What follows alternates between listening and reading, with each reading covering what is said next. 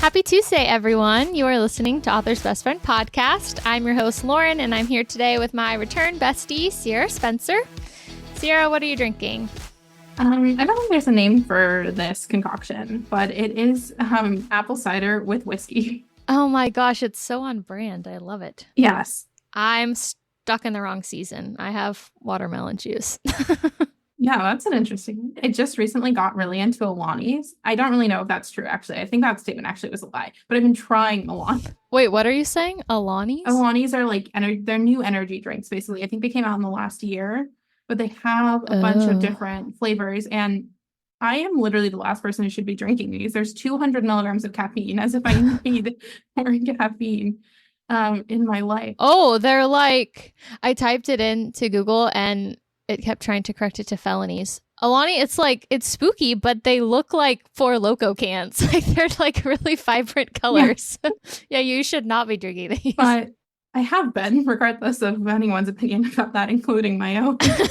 And watermelon wave is the best flavor, is my opinion on that. I don't know if I'd recommend them to other people, but we've tried most of them at this point. Yesterday, we tried Dream Float for the first time, which is like an orange creamsicle flavor. And it's not great. But some people really like that. Some people think that it's their number one. Anyway, this is unrelated to literally anything. These other cans are really cute. Pink slush. You were like one grande coffee from Starbucks, and that amount of energy is good. Whereas I, on the other hand, would have like 3 of these and still need a nap in the afternoon. Have you tried Witch's Brew? I did try Witch's Brew, and it's just like, I think it would be good, but not as an energy drink. Like they all have this like energy drink aftertaste, but the Witch's Brew is candy apple, like caramel candy apple, and it's just such a weird flavor to mix with also like the taste of an energy drink. And so it's not my favorite.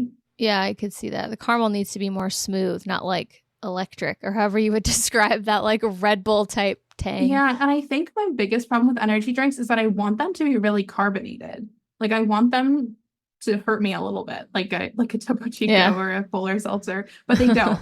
It's just like a smooth drink, and I don't like that very much. Yeah, that makes sense. So have you been drinking those while you're writing? No, I feel like I don't have a drink for this book. Usually I always have some drink that I consistently drink through writing a book, and I don't have one for this book, and maybe that's why it's taking me so long. But like Model Behavior, I exclusively drank orange vanilla polars, and then Eastern Standard, I think I drank just cans of Coke. That was my drink. Yeah. And then Developing Feelings, I had just gotten into the cologne coffees because I was writing it when I was doing my internship at Meta, and they had those for free. And so when I wasn't doing my job, I would be writing Developing Feelings, and so I'd have that at my desk. So yeah, I feel like, I don't know, I wish I had a drink. Well, I think writing a book in this season will force you to find something, because not having like a fall writing drink is, you're just empty inside without it. Whether you're like a PSL person or you're like the whatever they're like caramel oat milk type drinks, or you're like a peppermint or whatever, like you have to you find somewhere where your niche is. Yeah, I mean, I think the problem with a fall drink for a whole book is like the fall drinks tend to be kind of heavy. Like I don't want to drink 6 caramel macchiatos in a day, but I will drink 6 cans of Coke in one day. It's not good for me, but it's just like, I don't know, it's not heavy, like it's not a dairy drink. And I feel like fall drinks typically are like coffee, and I hate myself enough to drink black coffee. So yeah. And I think it's even more imperative for this book, because I'm getting the sense that like in the past you could sit down in little hour gaps and like write a quick banter or like write a quick scene or fill out a quick chapter. But with this one, you have to sit down and really immerse yourself into the story before you could do that. So it's like one drink is not even gonna cover the brainstorm session I have to do right now. Yeah, the thought I just had when you said that was like, yeah, no way you can raw dog this book. No way. And like a paragraph for this book, you have to like sit. Like, yeah. Honestly, it still surprises me that there wasn't any liquor involved in your Eastern Standard book. And I feel like there should be in this one, because it's like, I don't know. I feel like you have to kind of get into like a broody type mood. Like I feel like your whiskey drink is very good to sit down and be like, okay, I'm going to brood a little bit, stir up some magic and get something written. Yeah, I think that this actually would be a perfect drink, except that I use the beverage in the times when I pause to think about what I'm going to write, which it's like lessens the drink very quickly. I consume the drink quickly. And so at some point Parker would have to start removing the whiskey from this drink. Taper you off. And so, yeah, I mean, maybe just apple cider. I haven't tried just apple cider because obviously I'm some sort of an alcoholic. Or you could just write some chapters drunk, send them to your editor, and see if she knows the difference. Oh my gosh. That would be a fun, like, writing sprint. Like, Sierra writes 2 chapters, intoxicated. Here's Lauren's thoughts on this. Yeah, that's fun. We should do that. Okay, so for folks out there who might be confused, last time we spoke to Sierra on the pod was back in May when you were preparing your model behavior release, which was a hockey romance. You had shared something recent on social media. Very high praise for your book. Somebody said that this book deemed you a seriously underrated author. And so we can sort of assume that the release went well and people are liking it. But how did that release go and what have you been up to since then? Yeah, model behavior. I wasn't sure going into that release how it was going to go. So for Eastern Standard, I had hired a PR company, Good Girls PR, to work on that with me because I wasn't sure how to market something like Eastern Standard, which is a small town romance, but it's not one of those like, I don't know, the layering of that book is complicated because she doesn't go to the small town for anything exciting. She's not like going there because she feels like she really wants to. She's going there because she feels like she has to. And so I was nervous about trying to market that by myself. And so when I was releasing Model Behavior, I did that on my own, but I've read many more hockey romances than I have small town romances. So I felt like I knew more how to appeal to that niche. And I also tried to like be more consistent in my posting on social media when it came to that release. And I think that made that release quite comparable to having someone help me out with that. So I think right now Model Behavior has slightly more reviews on Goodreads than even Eastern Standard does, like almost a year later. And so I think that just tells me that people continue to read hockey romance. One is just general, and that I don't know, the things that I've gotten actually mostly from the Model Behavior release and the reviews are just like, it's different. Like it's a different hockey romance than other ones that they've read because mostly it's Liam and Serena dealing with a lot of their internal flaws. And I don't even know if I want to call them flaws, right? Serena has ADHD and Liam has a little bit of ADHD, but mostly it presents as anxiety in social situations and things like that. And so it's really 2 people with similar careers in that they always have to be sort of on for other people dealing with those things together. And so I think that that's one of the things that comes up in their reviews a lot is just like, they're so different because they're so real. They're like real people that you can imagine in the world, even though they have careers that the majority of people do not have. Yeah, I think that's an example of, like we were just talking about, how you write like character-driven books. The hockey plays a fun role in the story, but I think you could take Liam and put him in another job and the same types of like things that he has that are difficult would still emerge and he could still kind of process through these things. I think making him a hockey player is a fun technique because there are like, you have sort of like preconceived notions about hockey players and how they behave, and he kind of fits along the margins of that, but he has friends that are like that really push his boundaries. So I think it's like a fun test. But yeah, I think it's definitely like, I've never met any of these people, but I'm sure that there are people out there who are like, hockey romances are not my thing, I'm not interested in those. But you could read it and you don't feel like you're reading like a sports romance. Yeah. And I feel like one of the things that you and I talked about a lot while we were writing it is how to make this hockey romance sort of accessible to people who either don't read hockey romance or watch hockey. And there are a lot of cute scenes in that book. Maybe it's biased that I'm calling it cute, but I think they're cute. Where Serena is our main character, but she doesn't know anything about hockey. She didn't watch hockey. She doesn't pretend like she watched hockey. She really is going in sort of not knowing anything about hockey, but because Liam, her fake boyfriend, is a hockey player, she does her best to try and learn some of the things about it. And she takes readers on that journey with her. Like she has this cute note, like this note in her notes app where she's like reviewing all the terms that she's trying to learn. And then they do this TikTok video where they're talking about hockey slang. And I think it's just like, I don't know. I think when you start watching a sport of any kind, it's sort of like there's so much jargon that you're trying to consume really quickly to even be able to say like, hey, I watched a sport, I could talk about it with someone. And so I feel like giving Serena that experience with that sport, it was kind of nice and sort of like, I don't know, I guess one way to market model behavior is like, this is your introduction to hockey romance book because it tells you about some of the way it works. Like we go into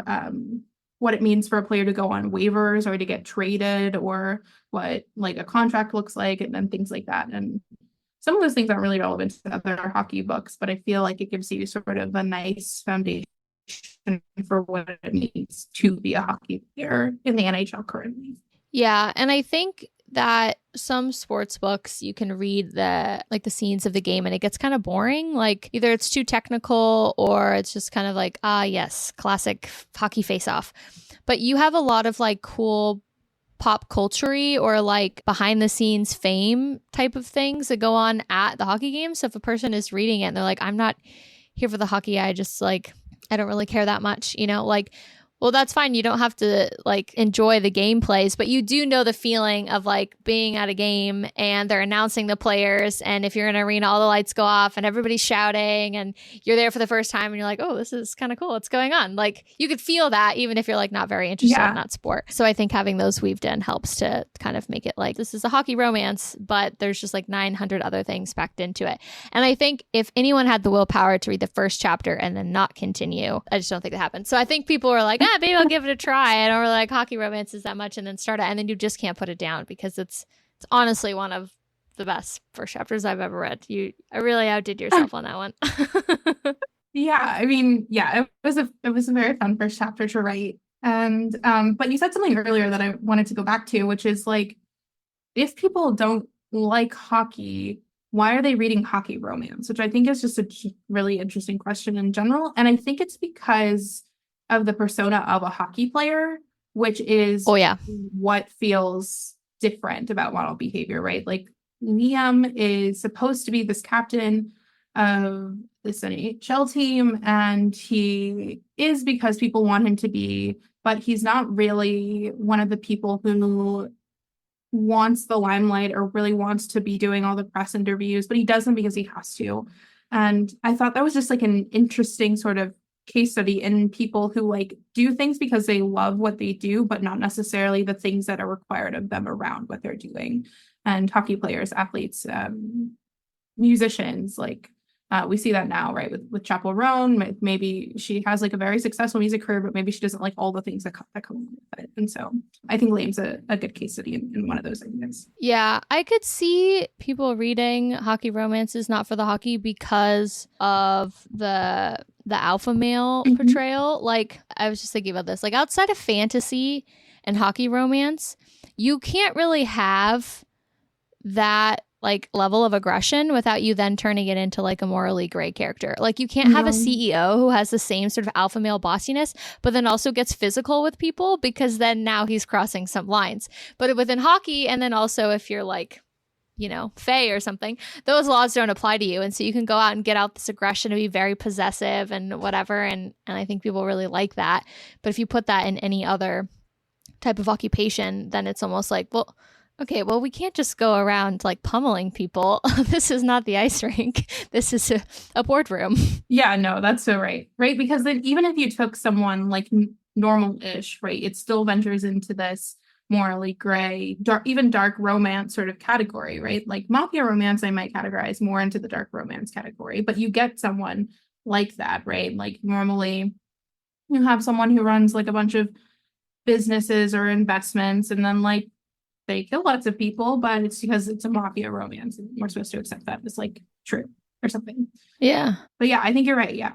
Hockey is unique in that. Football, kind of. I feel like football has, I don't know, I feel like they're really buckling down on the rules in the recent years, and also like really becoming really intense about like the helmets are bigger, they have more padding. And so like hockey is just like has always been sort of this like really contact sport. Like when you get into a fight, like all of the pads are coming off. And if you get into a fight, during a football game, like people are very quick to break that up. Yeah, I just read Stephanie Archer's Wingman, and I'm sure I've read this in other books, but she had a really nice way of laying out like this scene where there's like a lot of penalties happening and the refs aren't calling them, and she's kind of explaining through the like male character's perspective, that the coaches aren't calling it out and they have this sense that there's some beef going on. And the reason that they're more lenient with fights happening in hockey, like the fact that they even let them start to begin with, is because it's like, well, get it out and then go back to like just the sport. Like fine, like beat each other up a little bit and then like keep moving, which I thought was like kind of interesting because like even though it's maybe similar types of motions on the football field, like you're ramming into people,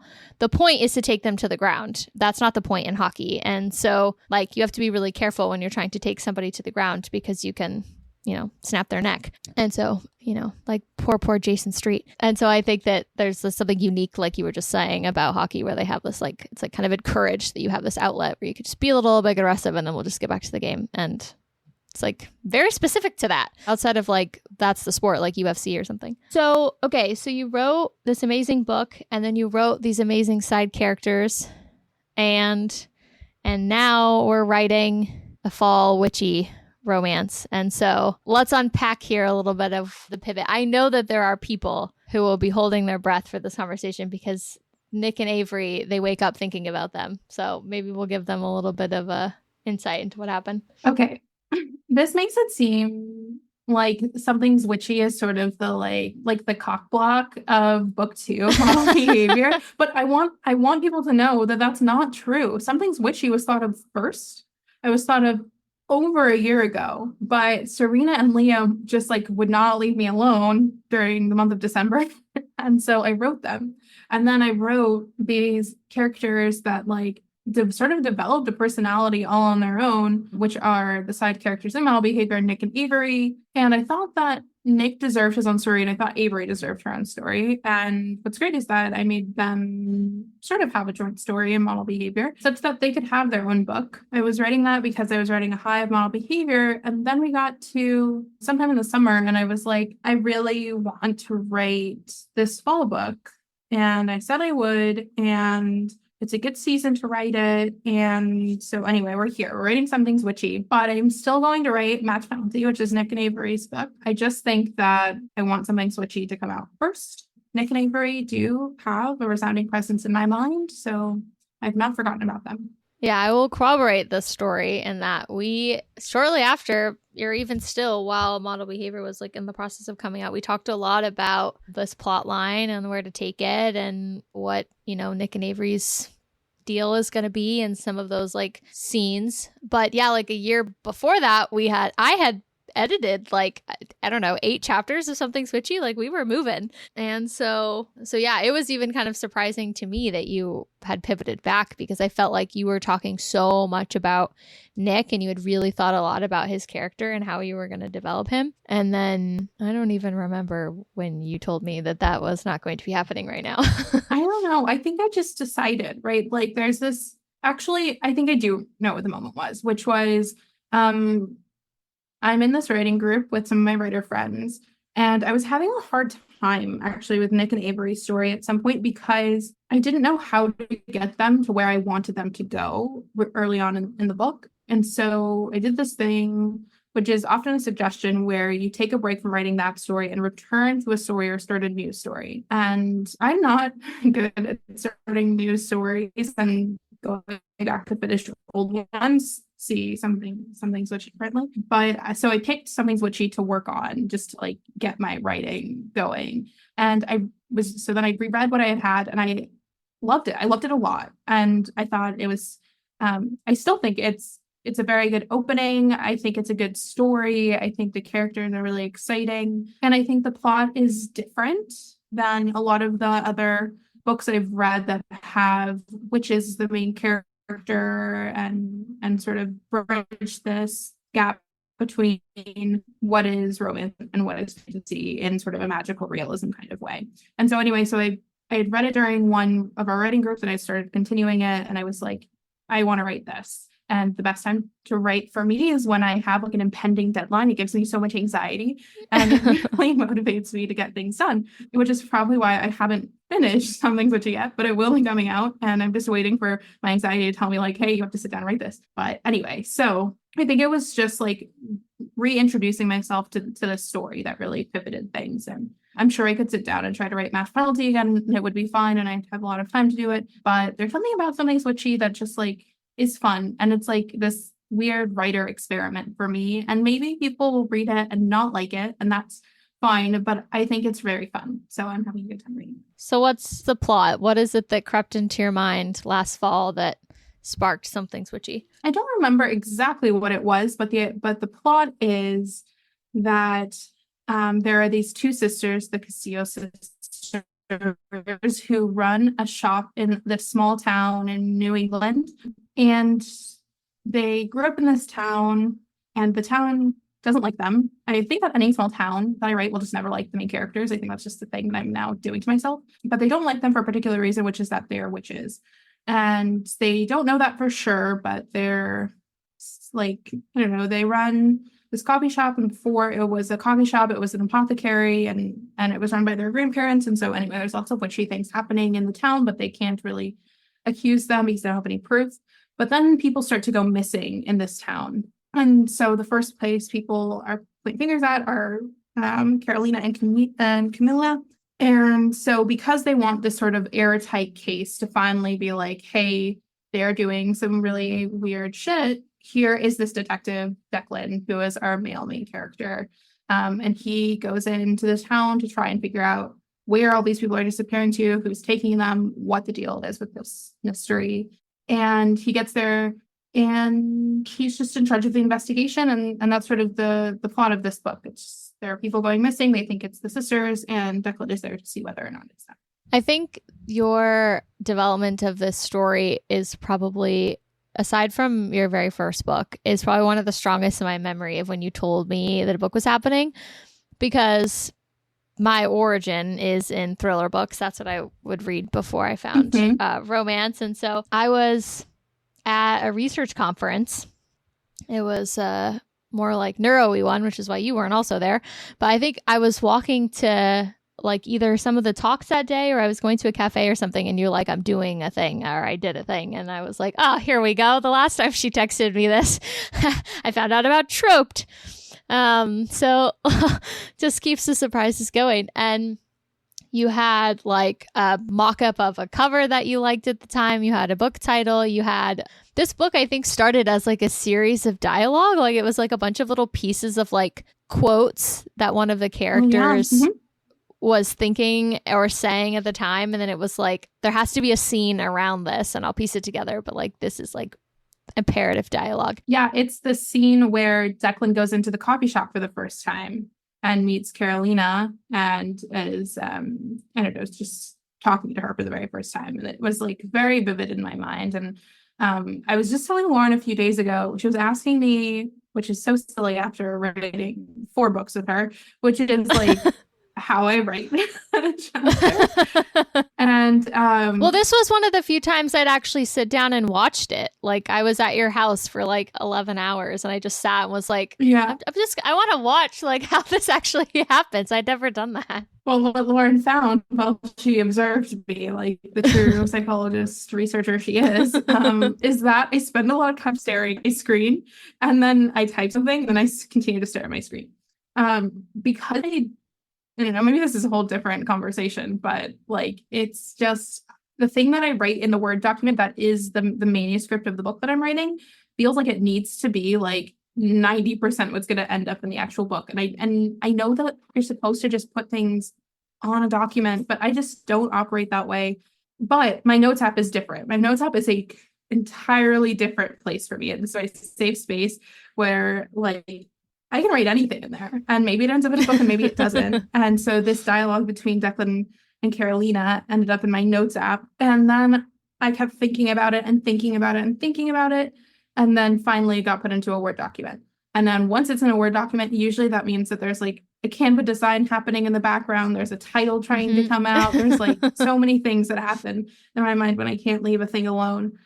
And so anyway, I don't remember why I brought this up, but yeah. Oh, right. The notes app. The notes app is just like where all my drafts of things live. And so once it enters the manuscript, it's pretty much there. And then once a chapter is done, basically it was like a sweatshop when you go over, right? So I'd write like 2 chapters and send it to you, and you would read it. And then I'd write 2 more, and then I'd send it to you, and you would read them.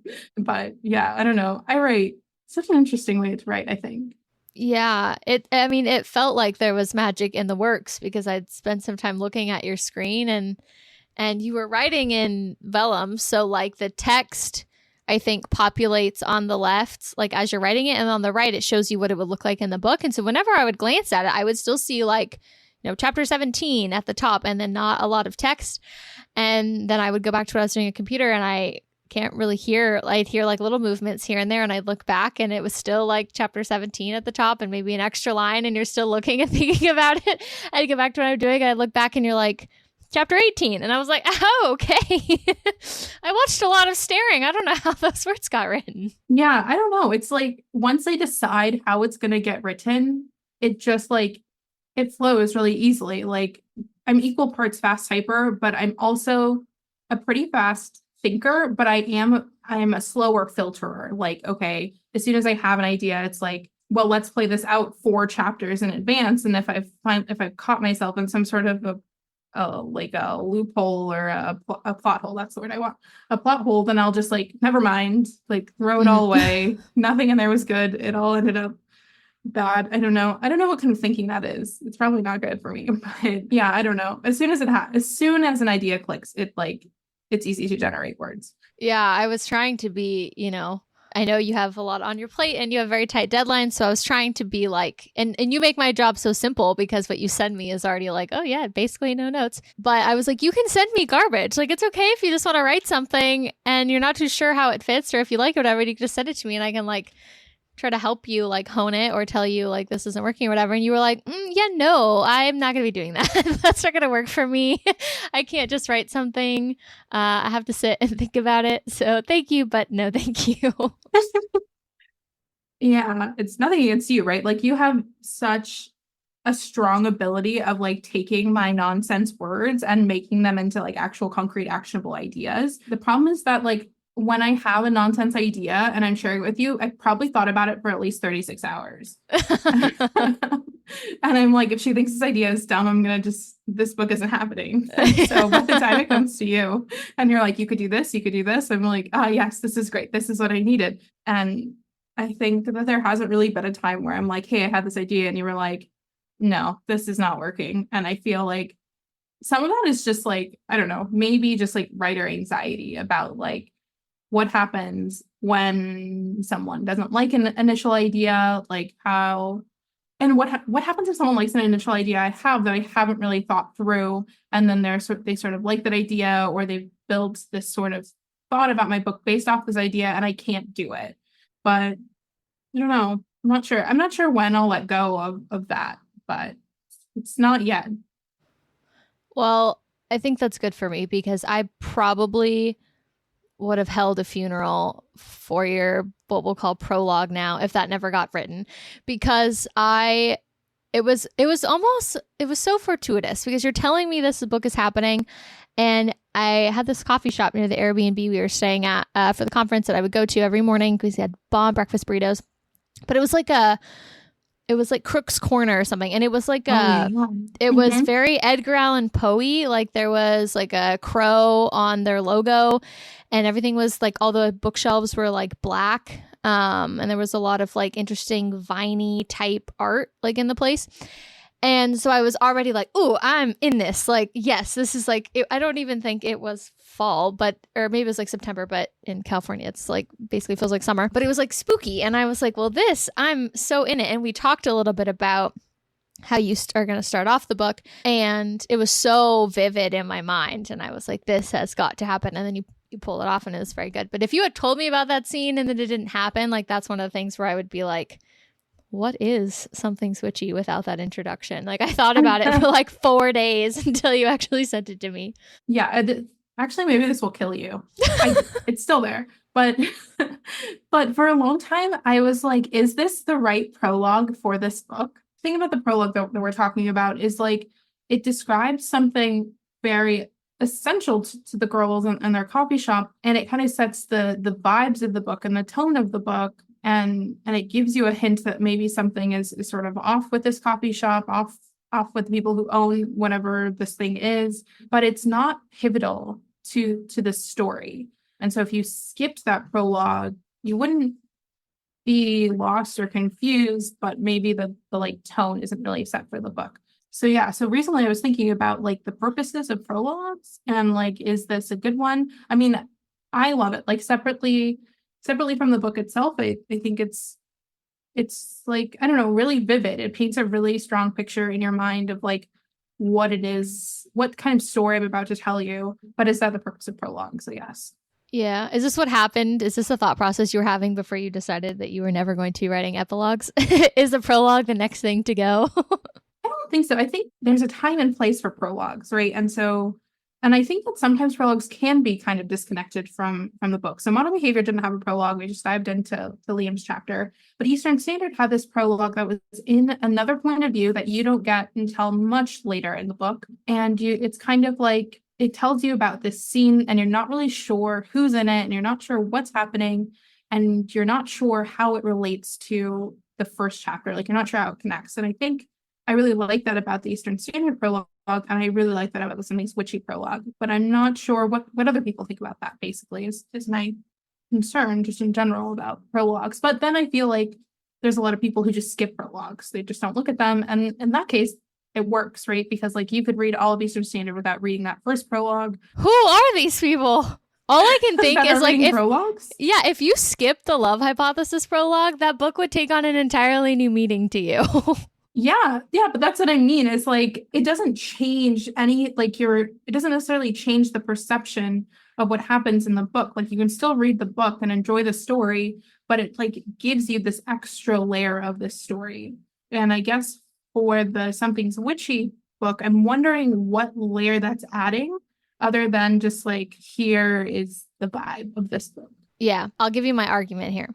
Okay. My argument is that the prologue of Something's Witchy makes me feel like I am in my grandparents' basement and I'm clearing out some things and I stumble upon a box of old stuff and I'm not really quite sure what to make of it, but there's like a piece of paper here that's a little part of a story that tells me like what decade it's from or like who these old journals belong to. Like it's almost like I don't know, like you're watching a movie and the narrator is explaining the story that he's about to tell you, and it's not of like this current timeline, like this is an old story, and the narrator is just kind of telling you like this is kind of the town I'm going to introduce you to, and this is the feeling that's happening at this time, and then the story takes over and it's from the perspective of the characters. Like it just kind of feels like a vibe introduction is not really the best word because I think that it's more than that, but it just kind of, I think it's really interesting to have this sort of like outside narrator explaining something in this coffee shop that just kind of gives you this sense of like mystery before you've even seen it through the lens of like anybody else in the story. And so it just kind of, it's the kind of prologue that you read and you're like, oh, where's my blanket? Where's my fall drink? Like I'm getting comfortable versus like opening it up and you jump into a chapter and you're like already trying to piece stuff together. Like, okay, gotcha. First chapter, this is this person's name, which probably means it's dual POV. And okay, they're laying this up. I'm getting the sense that she's a witch. Like you're already trying to piece things together versus just kind of like, I feel like you're just kind of like, let me tell you a little tale and then we'll get started. Yeah. Like, so if you cut it, I won't die because the point was you wrote it and I've read it and that fills my cup. So if you cut it, that's fine. I mean, I don't think I will, but it's definitely sent me down this like not intentional writing journey, but just like why do we make some stylistic choices versus other ones? Like one way to write a witchy romance, right, or a witchy book in general is like describing what it's like to have magic and saying that you're using your magic and you're casting spells or whatever. But then the stylistic choice I've made in this book is to actually write out these spells. So like to really craft them and tie them in all together. And you don't have to do that, but what's the purpose of that? And is it just like a fun, like stylistic, like I wanted to see if I could do it, so I did it? Or is it something that's like telling you something about what it's like to use this magic? I think it falls into that category, but it's just like made me reflect a lot about the kinds of choices I make. Or in Eastern Standard, when I give you Wit's voicemail, it's like, what is that trying to convey to you? And I think that what that's trying to convey is like, Wit is a whole character that you've only just touched the surface of, and here he is in really vulnerable moments before you even really get to know him and things like that. So I think I actually felt more about the spells like I did about Avery's song lyrics. Like you didn't have to give us those. Like you could just say that she wrote a breakup anthem, and a Taylor Swift version of some of that will come into your head. You kind of know, what to expect. But to actually write out some of the lyrics of her music is like, kind of gives you more of a like, oh, like this is the building blocks of this song. This is actually the emotions that she was flowing through. I feel like it's the same with the spells. Like, it's not just like, oh, I did this thing and this was the outcome. It's like, actually, here are the series of steps that I'm asking whoever to summon. Yeah.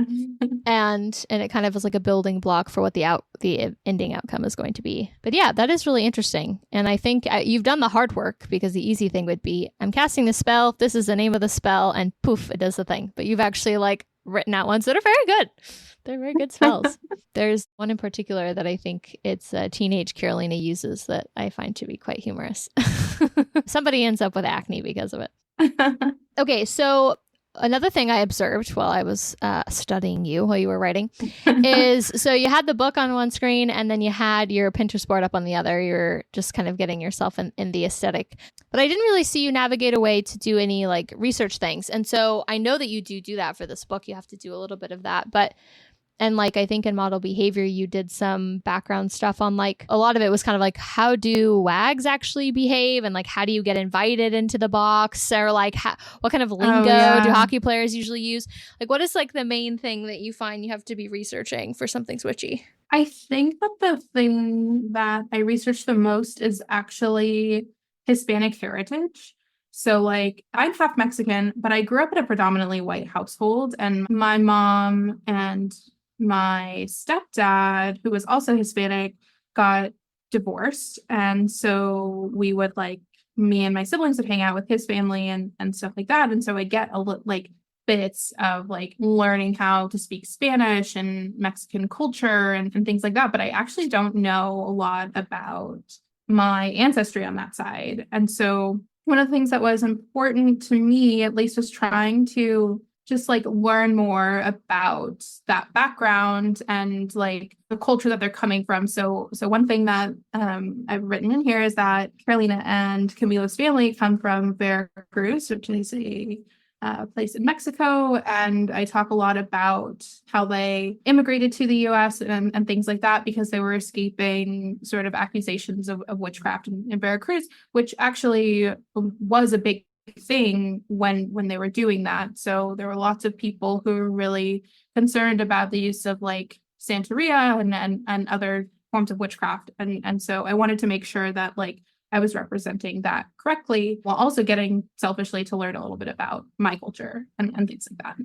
And then what about the laws of your magic system? Like, you've got some spells and potions and powers that could be summoned. Is this just a collection of things that you really enjoy to see in like magic systems or spooky movies or hocus pocus or whatever? Or is there some sort of like rule that you're following? Yeah, the magic system is interesting because I feel like this is probably what's taking the most time in my head to formulate like an actual system. Like, what are the constraints of these things, or what are the like I was just talking to you before the podcast about this concept that I'm trying to introduce in this chapter, but like, how does that work like in practice? Like, I've told you that Carolina has this power, and so if she has that power, then why can't she do X? And so like trying to figure out ways for my characters to like get to use their powers and have them sort of benefit them in some way, but also constrain them in the same way to make sure that the story is believable, or to like, you need trials and tribulations, or so I hear. And so how do I make those seem like, well, you're a witch, you can just like fix everything? And so that's probably the hardest part as far as like the hierarchy of the magic system and things like that. I feel like, I don't know, like, when you go into a movie and you're like, yeah, I don't really understand how this works, but like, I buy it. It's fine. Like, I feel like I'm towing that line when it comes to like how everything is like sorted out that way. But in terms of like what their powers are, I feel like those are pretty like well laid out. Maybe not Camila's, are still working on whether or not she can like destroy body parts or things like that. Camila's supposed to be this healer. but other than that, it's sort of like, well, can't you just write a spell for everything? And I suppose in theory you can, but it might not work the way that you intended. And you kind of have to think about like what it is to use a spell, and whose gain is it for, and what are the consequences of doing that. And so I try to explain this idea that like, if the intent is to ever hurt someone, or use it in a way that's meant to seek some sort of revenge on someone, it's considered a dark magic, and witches are like permanently tainted by every use of dark magic that they have. And so witches like Carolina and Camilla don't do that. They have to be very mindful of the spells that they use, because if it's interpreted incorrectly by whatever magic system that exists in the world, it could be bad for them. I don't know. I think the magic system is just like, I'm trying to make it as simple as possible, both because I don't think that readers actually care how a magic system works in something like a magical realism situation. If this were a full-fledged fantasy book where we exist in a world where there are only magical creatures like fae, and someone's drifting into that domain, I feel like that's when you need to start fleshing things out more. But this is very strictly set, except for a few chapters, in the mortal world where no one has powers, and they don't really drift into the other worlds where lots of people have powers. So I think it makes sense that they wouldn't go too far into detail. In fact, the thing that gets the most detail is actually the history of some things. So how they ended up with how they got here, what their power structures are. Carolina, her power is premonitions, and so she can sort of see people's future and past to some extent, but she is also working on trying to see the origins of certain objects and trying to understand why that might be meaningful to her. It's talked about a lot. So I think that it's probably a really clear focus on the history of magic, and not necessarily how the magic system works versus how the magic system came to be. Yeah, I think me personally, I do a lot of hand waving for things that might seem like a violation, because I'm as long as you've told me where these people came from and what's kind of what their deal is, if I feel like the character could be doing something to move whatever the conflict is along and they're not, I'm just going to assume that there's this rule I don't know about and they can't do that thing, and I'll just sort of believe that. But I think if you can't really get the reader even invested in the background, then you're kind of well, I don't even know. I don't know what's allowed or what's not. I don't know if I'm supposed to be surprised by this or not. Yeah, I think getting them just invested in I don't know. There are probably people that read it, they're that can't happen. I'm done with this book. That shouldn't have been allowed. Or why is it this character doing this thing? This is very annoying. Yeah, I think a lot of it is I think it's a few things. One, I feel there's a good amount of people who are Jack could have fit on that board with Rose or whatever, and then that's all they think about in the Titanic. And I'm picturing those readers, right? But actually, if Jack had gotten on the board, it probably would not, they'd be submerged mostly in the water, and in fact they would both die. But nobody really wants to hear that side of things, so whatever. Yeah, sure, Jack could have been on the board.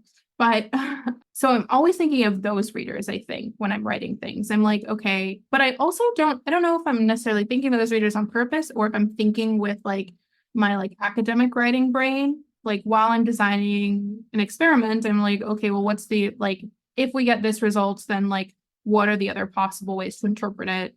Will we need a different experiment? Should I change this experiment? I think that's how I actually go about writing some of these things, where it's okay, if I say this, then what are ways that could unfold, right? This is the thinking 4 chapters ahead. Okay, if I need her to do this thing later, is that going to mess that up? And so I think it's just a lot of future planning, get it functioning stuff.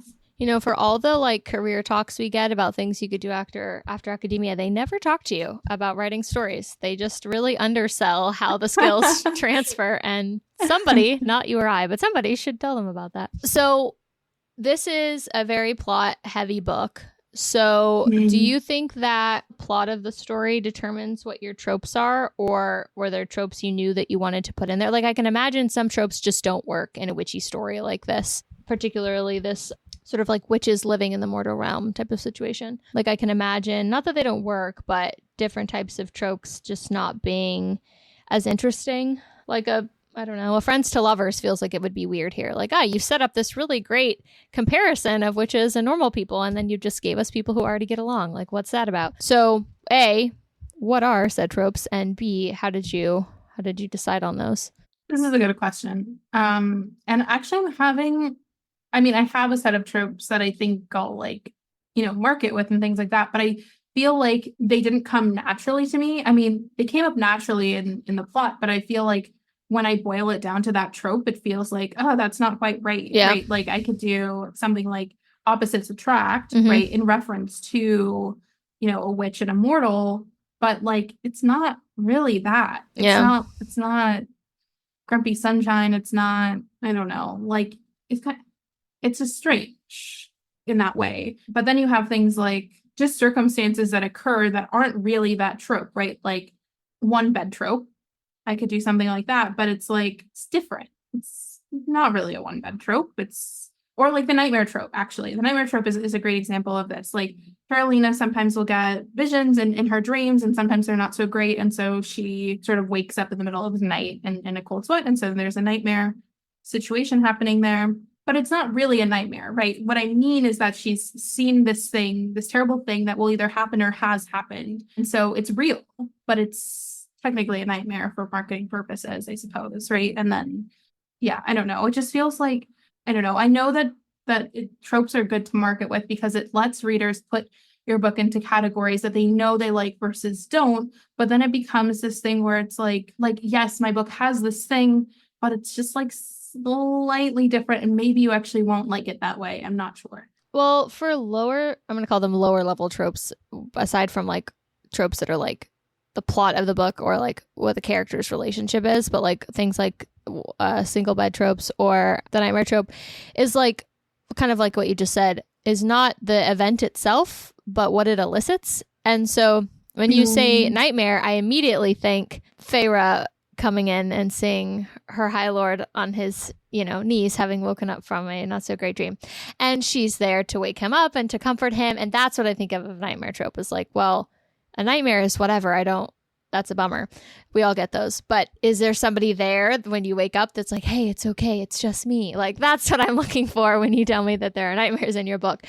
And so, yeah. And then it's like, okay, they might sleep in, there might just be one bed, but like, what else happens? Like, do they just lay straight-legged next to each other, wake up, not spooning, get up, go about their day? Like, okay, fine, you gave us a single bed trope, but then nothing happened. So then you're kind of like really playing it fast and loose with the trope, because it's not actually it's scratching the itch that people are hoping it is when they say that. Yeah, right. Yeah, okay. So we can expect a nightmare. Well, how would you categorize Declan and Carolina? If you had to, gun to your head. Which ex-detective, right? Like, that's how it just is. I don't know. I feel like I'm more inclined to market with like what reminds me of this book, which is a sort of practical magic type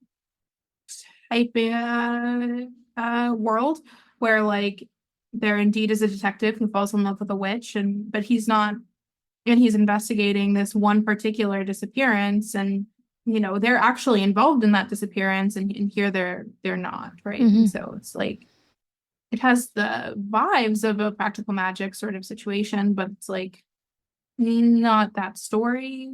Yeah, I don't know. I mean, I'm currently looking at this like little arrow trope thing, and I'm like, oh, I don't know if I like these. Like, for example, Small Town Mystery is on there. That's true, but is it exciting? I don't know. Witchy female main character, dual point of view, open door, detective male main character. Those are all of the ones on here. But it just feels like I'm robbing this story of its like nuance, when you boil it down to these categories. So I think my takeaway from our conversation today is that Something's Witchy has been drawn out because you are so meta these days. Like all these things that we're talking about, you're like, I've actually been thinking a lot about this and like what it is to have a prologue or what it means to be a trope. Oh my God, wait, this reminds me of, this is not related to book writing, it's related to our actual research, but our advisor, Lauren and I share an advisor, and she was giving a practice talk, and she studies imitation, like social imitation, and she's giving this talk and she wants feedback, and I write down a few things in my notebook, but the main thing I write down in my notebook is, what is imitation? And I've worked with her for 5 years. And it's literally what she studies. And now I'm sitting here thinking of so meta about this research. What is imitation? What are tropes? What is a prologue? What is it to do research? What is it to write a book? And yeah, I think it's hindering a lot of things. Like, I would much rather, actually, maybe I wouldn't. I wouldn't just rather just like get it out, because I feel like a lot of the times where, especially when I send you a chapter, you're like, wow, that was a really good chapter, or like you think about it for a while, it's a lot of me being in my head about the kind of story that I want to tell.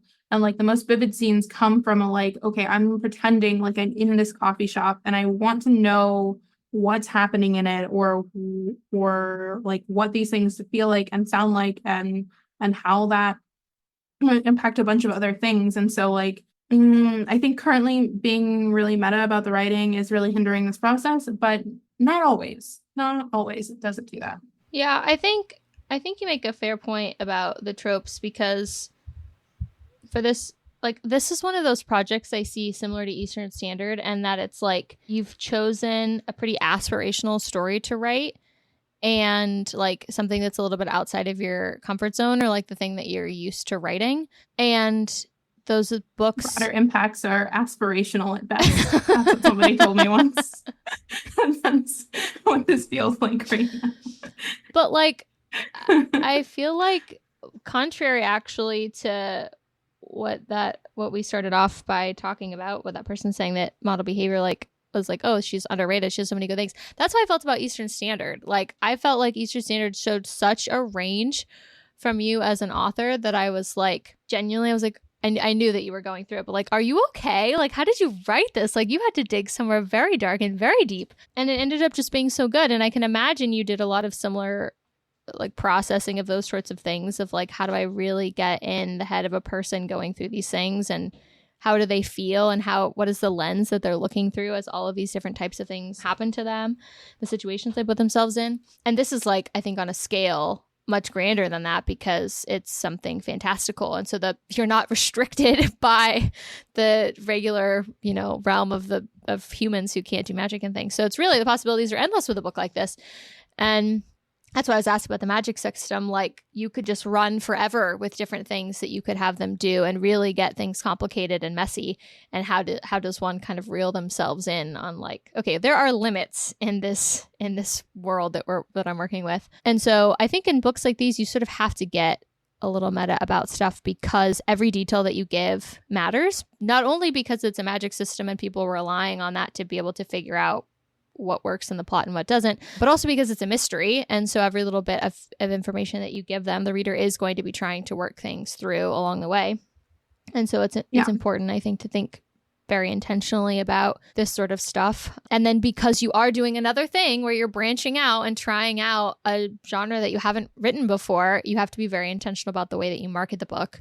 And I agree, having read 17 chapters or so, like, it does feel like it is placing constraints on the book by trying to give it a trope label. So I think the meta it's warranted.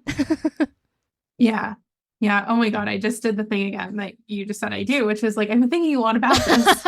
And the thing that I've been thinking a lot about is actually unrelated to tropes, but related to page counts. Like, a lot of my review, like, it takes a lot for me to like write more than a 300-page book. Like, I have to really want to say something additional, because I think I write the way that I would want to read, which is like, when I'm reading a book and like there's a bunch of description, my eyes just they glaze over. Mm-hmm. Like, I only care about the description that's relevant, and I only care about the background that's relevant. And I'm like, okay, well, if it's not important, it's going to come up again in like 2 other chapters. Like, it'll be fine if I don't pay attention that closely to this page. I don't want that to happen in my book. So like, I feel like when I write, it's just like everything is super intentional. Everything is trying to be really concise while maintaining the sort of style that I write in. Write a lot of dialogue, but I also write a lot of like punchy inner thoughts, and they're quick, and they're not really like that reflective unless they have to be.